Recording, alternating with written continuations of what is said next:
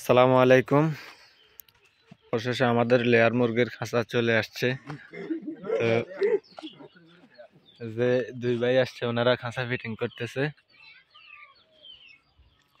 এই যে কিছু তৈরি হয়েছে এখানে। আমাদের টোটাল 28 ইউনিট খাঁচা। এখানে স্ট্যান্ড 2016 পিস মুরগির ক্যাপাসিটি। এই যে এগুলা স্ট্যান্ড, এগুলা খাবার এবং পানির পাইপ। অনেককেই নিফল দেওয়ার কথা বলছিল বা আমরাও নিফল দিব ভাবছি, পরে নিফলে অনেক সমস্যা হয়, পানি আটকে যায়, মুরগি পর্যাপ্ত পরিমাণ পানি খাইতে পারে না, এই কারণে আমরা নিফল দিই নাই। তো নিফলের বিকল্প আমরা পানির পাইপে অটো সিস্টেম করব, ওইটাও আপনাদের দেখাবো। তো এই যে এখানে গতকালকে থেকে ফিটিং করা শুরু করেছে, আরো 2-1 দিন লাগবে, তারপর আমরা শেডের ভিতরে নিয়ে যাব।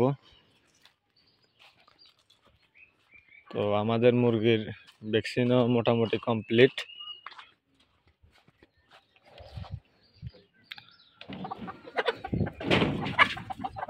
এই যে মুরগি এখানে অর্ধেকের থেকে কিছু কম আছে, আর ওই পাশে একটা শেড আছে, ওইটাতে বাকিগুলো আছে। আর ওই সাইডে সারি করছি পরে, এগুলা এই অর্ধেক আগে করার পরে এখানে ইটের গাঁথুনি করে ঢালু দিয়েছি। তো এই কারণে পার্টিশন করা।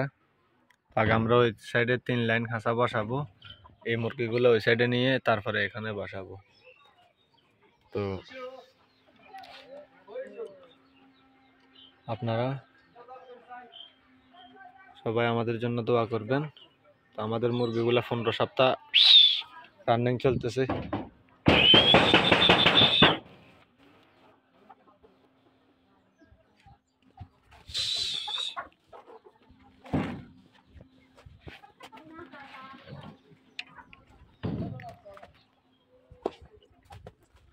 আমাদের এখানে যে অটো ট্যাঙ্কার গুলো আছে ওইগুলাও খুলে ফেলবো, আর এই পাশে কিছু জায়গা থাকবে, এখানে আবার পানির ট্যাঙ্কি দিব।